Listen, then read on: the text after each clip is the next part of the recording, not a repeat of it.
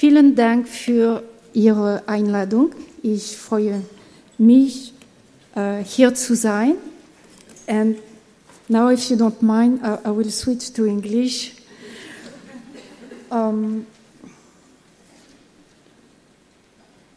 So, this presentation is organized in 3 parts.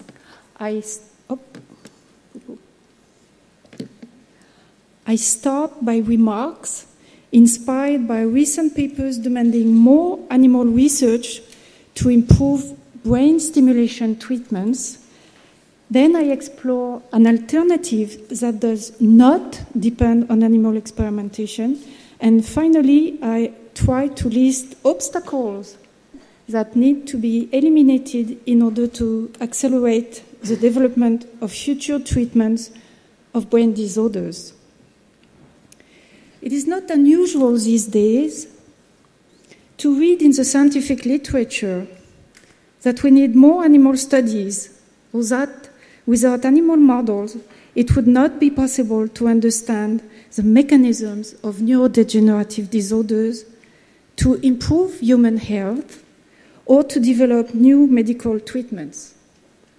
In recent publications, I cite 2, one by Verdier et al. And one by Benazouz et al., scientists evoke the decisive role played by non-human primate models in the discovery of a neurosurgical treatment called deep brain stimulation, DBS in short, which is used to treat Parkinson's disease, PD in short.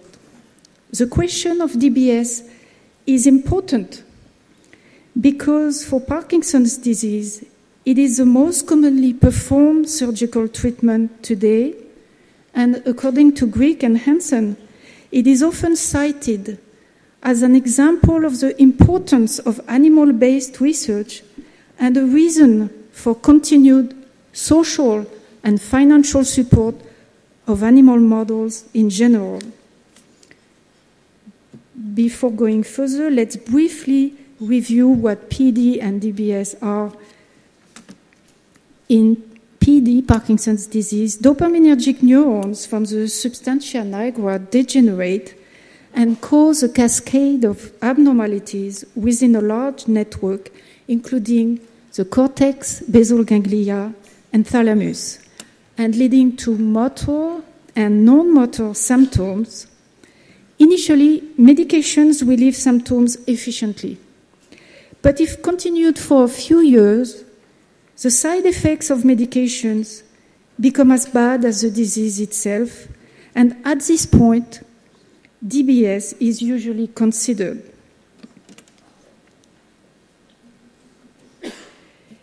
In DBS, the surgeon drills 2 holes in the skull of the patient and introduces metal electrodes, as you can see on the left part of the slide. Then a pulse generator, about the size of a stopwatch, is implanted under the collarbone or in the abdomen of the patient and connected to the electrodes. This device operates in open-loop fashion, which means that it sends electrical impulses continuously through the implanted electrodes to specific brain nuclei, regardless of the activity going on in these nuclei. Stimulation parameters are subsequently adjusted manually during weeks or months after the surgery. So you can see on the right part of the slide here the 2 electrodes. This is a bilateral implantation, the wires connected to the stimulator, which is below here. And on this slide, you can see that the deep electrode is either in the globus pallidus, in the internal part, the subthalamic nucleus. It can be also in the PPN, pedunculopontine nucleus, or in the VIM of the thalamus. There are many different targets today. There are millions of people with Parkinson's disease around the world, and only approximately 150,000 of them have been treated so far with DBS. In PD, this procedure has an efficacy which varies widely across patients, with an average of 40 to 50% improvement of motor symptoms and 25% of quality of life. The surgery is not without risks: hemorrhage, seizure, infection. Some patients suffer from serious side effects, motor, psychiatric, or speech. DBS does not stop the progression of the disease, nor does it alleviate efficiently actual symptoms, such as freezing, for example. So let's now turn to the part devoted to remarks inspired by publications demanding more animal studies. These are the two I cited. And as you have heard in earlier presentations today, I'll probably make similar comments. My first remarks is related to history. Opinion papers requesting more animal experiments are usually written by scientists who are directly or indirectly involved in animal experiments. They are primary stakeholders of this research, and this introduces a natural bias in the way they select, examine, interpret historical facts.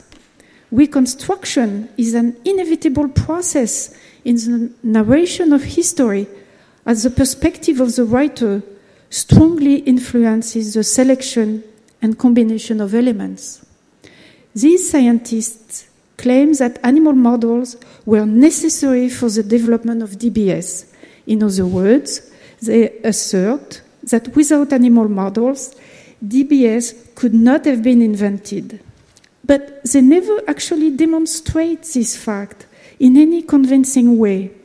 In fact, the inventor of DBS, of modern DBS, Benabid, performed the first DBS intervention on human patients, based in part on studies performed with microelectrodes on human patients by neurophysiologists in the 1960s, Albefessar in France or Jasper in Canada. My second remark is related to logical reasoning. The fact that new knowledge was acquired from animal experiments in the past is not contested here. We learn a lot, especially in neuroanatomy, but as Greek and Hansen analyzed, much that was learned did not translate to humans, and much was learned independent of animal studies. If new knowledge was definitely acquired from animal studies, especially in the 19th century, does this justify pursuing animal experimentation in the 21st century? Not necessarily. This argument simply ignores the profound theoretical and technological advances made during the last 25 years, and it ignores also that several findings about brain stimulation have been the results of pure luck and serendipity. Thus, it is important here to keep separate facts from beliefs when discussing the real contribution of animal experimentation today in the making of future brain stimulation treatments for tomorrow. My third remark is related to the question of mechanism. In PD, DBS appears to stimulate local myelinating axons, ortho and antidromically, across a large brain network, and to modulate ongoing neural oscillations, which are excessively synchronized in the beta band frequencies, 13 to 30 hertz about. But DBS mechanisms are still far from being understood. Wishman and DeLong this year, two highly respected scientists, wrote, there is little evidence to suggest that DBS in patients with movement disorders restores normal basal ganglia functions. Instead, it appears that high-frequency DBS replaces the abnormal basal ganglia output with a more tolerable, that's their words, a more tolerable pattern which helps to restore the functionality of downstream networks. Thus, the argument saying that we could not have understood mechanisms and developed DBS without animal experiments is not convincing for several reasons. The reality is that we don't know exactly what DBS does in terms of mechanisms. This year, Munoz et al. Wrote the preclinical models based on exogenous neurotoxins, the 6-OHDA or the MPTP type models, have been very useful and valuable tools to study mechanisms. However, these preclinical models do not reflect what happens in the disease, and therefore these models are worthless to develop new drugs. Indeed, animal models, mice, rats, monkeys, be they toxic, cellular, or genetic, don't seem to fully recapitulate the clinical phenotypes of PD, as well as the fluctuating nature of symptoms, and therefore it is difficult to expect that further animal experimentation will help design new and efficient brain stimulation treatments. And in fact, Badin et al. Wrote, last year, comparing the effect of treatment in a primate brain that has received acute or partial lesions to the dopaminergic system with a patient suffering from a chronic pathology does not have the same impact in terms of metabolism and connectivity, and more importantly, in terms of compensatory mechanisms and plasticity that underlie any neurodegenerative process. Considering all these concepts simultaneously is essential to design new therapeutic strategy for human patients. So given this current state of things, is there an alternative to animal models? Then I move to the second part of the presentation. And the answer is yes, and let's see why. Today there is a growing consensus among scientists in general that future brain stimulation treatments should be designed more rationally, include patient-specific needs, deliver the stimulation only where and when needed, with fewer side effects and with a more refined electronic system. Inesh et al. In 1914 wrote, the technological advance of DBS device has shown a distinct lack of dynamic progression. The time has come to focus on advancing the DBS system in terms of technological properties to better meet individual patient needs, leading to more effective symptom control, improved patient quality of life, and reduced healthcare costs. In this context, the alternative may be to replace animal models by in silico models, relying more heavily on recent technological and theoretical advances. What are these? Well, the first came from the availability of non-invasive brain exploratory techniques, whether we talk about MRI or in terms of more invasive techniques, we talk about, for example, local field potentials or single neural recordings. And these allowed the exploration of brain network structure and function in human patients. The second development came from the rapidly increasing capacity of computational power applied to large data sets combined with digital electronics and larger memory capacity. The third development, and I'm going to spend more time on this one, came from mathematics, where several dynamical mechanisms such as limit cycle oscillators or delayed feedback oscillators and so on, were identified to describe rhythms. Indeed, oscillations are ubiquitous in the brain. They have been known for nearly 100 years. They can be described by their frequency, amplitude, and phase. And as such, they are amenable to modeling. The combination of these three elements has opened new opportunities. Let's focus briefly on these models.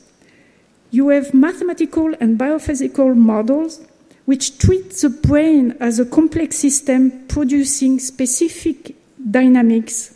And you have computational models focusing more on how mechanisms and dynamics translate into information processing and behavior. The conjunction of theoretical and computational tools offer formalisms in which to interrogate various brain networks in the presence or absence of stimulation, to test predictions linking the activity of a brain network with the patient's behavior and symptoms, a patient, not an animal. Brain networks are organized across multiple spatial, temporal, and topological scales, as illustrated here by Betzel and Bassett in a paper just published recently. And you can see that along the spatial, temporal, and topological scales, you have microscopic events and elements. You have mesoscopic type of events occurring, and you have macroscopic. Models provide a more holistic picture of what possible dynamics a system can generate under different conditions. Thus, they open the possibility to understand under what circumstances a healthy brain network becomes pathological, and as a consequence, to determine the specific control parameter values which need to be repositioned in a healthy range. They provide insights into how oscillations emerge in neural networks, how brain disorders may deregulate networks' oscillatory behaviors, and how therapeutic brain stimulation may modulate these oscillations back into a physiological range. Models also offer a unique opportunity to perform virtual experiments, to answer questions such as, what if we stimulated the network here? Or what if we stimulated the network here and there at the same time? In addition, the models facilitate research by eliminating irrelevant parameter values and making predictions about the most pertinent hypotheses to be tested through an actual physical experiment. As opposed to animal models, which are fixed by definition, these models by design offer flexibility, parsimony, and optimization. But despite considerable advances in modeling, practical applications in the medical field have lagged behind. Over the last 25 years, improvements of DBS have been minimal, as opposed to cars or telephones. Thus, the maturity of available neurostimulation hardware, combined with the guidance of reliable biophysical models of brain tissue activity, should convince researchers that now is a good timing to focus on human research regarding novel neuromodulation therapies in PD. We wrote this in a paper in 2014. Indeed, it appears that empirical research performed on animals is no longer tractable as an optimal approach to design future brain stimulation treatments, not only in PD, But for the brain disorders too, as indicated by a citation by Little et al. In 2013, the use of computational models has now pervaded into and even become imperative in many fields in basic and translational neuroscience. Of course, there is no perfect model, we all know that, and there is no hope of building a complete representation of the brain in the near future. Not on a chip. However, computational tools are becoming increasingly more biologically and neurophysiologically realistic, and they are getting closer and closer to representing the underlying computation of the neural processing taking place in the brain. So, having said all those nice things about models, what are we waiting for? What are the current obstacles facing a switch from animal models to computational models in the development of new brain stimulation treatments? Well, the first obstacle is that it's very difficult to change habits and opinions. The power of habits is strong, as Duhigg explained in his 2012 book. Beyond the reasons for resistance, including fear of the unknown, fear of more work, another explanation is that logic and reason have little to do with making change actually happen. Most opinions are based on belief, not facts. Thus, even if credible alternatives to animal experimentation appear in the scientific literature, these publications may not necessarily reach or convince scientists performing animal experimentations. In addition, understanding and using computational models may represent, I must admit, an overwhelming challenge. Bonnet wrote in 2014, "Most people don't understand models. They don't know how they work, they don't know how to evaluate them, they don't know what makes a good model, etc., etc." Furthermore, modelers and experimentalists working hand in hand is still an exception rather than a rule. As suggested by Glass, modelers should talk to biologists before building a model, and experimentalists should plan and design their experiments only after receiving input from modelers. The second obstacle is that from the economic standpoint, switching from animal to computational models represents a disruptive innovation. And this has a cost. Currently, DBS represents large profits for the 3 to 5 US companies producing stimulators and electrodes. Surgeries are reimbursed by social insurances in several countries. The economic cost of DBS is high. Each DBS surgery can cost between $35,000 and $50,000 and upwards from $70,000 to $100,000 for bilateral procedures. For 100,000 patients, this represents $10 billion. Changing this economic model could initially represent a loss of benefits in the largest and fastest growing segment within the overall US neurological device market. And as you know, it's hard to lose money. The third and last obstacle I have found is related to high regulatory constraints and conflicts of interest. Current regulatory constraints continue to increase, and the inventor of DBS, Benabid, said in a recent interview that today he probably could not test DBS on humans. The CE marking process for medical devices is long and getting longer, and the translational journey has become complicated. In Europe, there are directives, and each country has its own regulatory instances and ethical rules. Protecting patients' lives by making sure that medical devices are safe is absolutely necessary. But allowing patients to benefit from innovative healthcare solutions in a timely manner is also important. Large companies sell closed stimulation systems. These systems cannot be opened or modified except by the company. And they control further the market by buying startup companies proposing innovations. One recent example is Sapiens, bought by Medtronic for $200 million. In the US, investigators undertaking studies of DBS using existing devices require an IDE, an investigational device exemption from the FDA.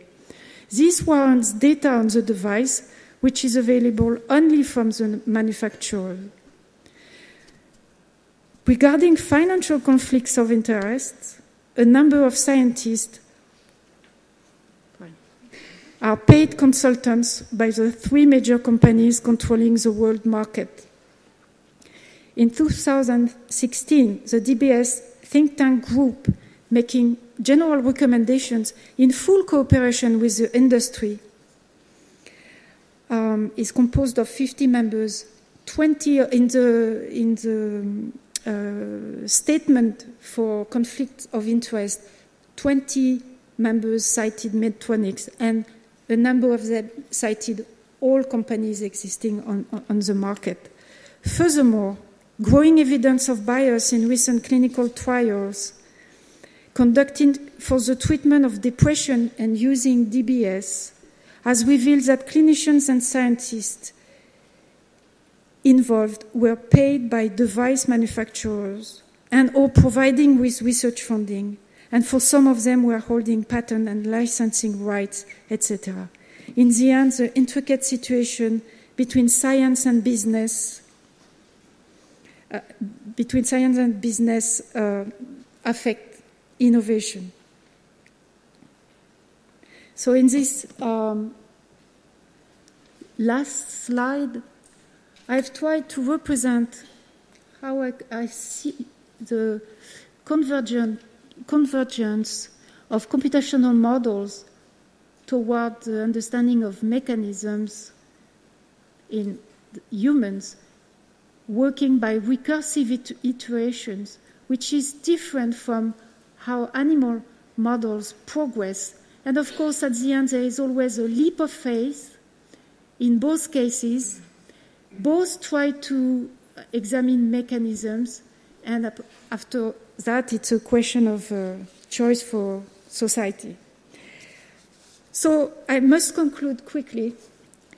I have only focused on DBS and left other types of brain stimulation out. I have shown that future development of brain stimulation treatments should rely more heavily on computational models. This is certainly not more risky than pursuing research on animal models the way it's currently done, and this would not be incompatible with fully respecting ethical considerations existing when working with human subjects. Giving in silico modeling more visibility and financial support at the national and European levels would accelerate the transition process and promote a more personalized or individualized medicine. The obstacle blocking the translational journey come from the way our brain is wired, our own brain is wired, the power of habit, but also from the way economic, financial, administrative, regulatory issues are set up in different countries and in Europe. These issues and obstacles, I believe, can certainly be eliminated, but change is a process that takes time, commitment, and courage. Thank you very much.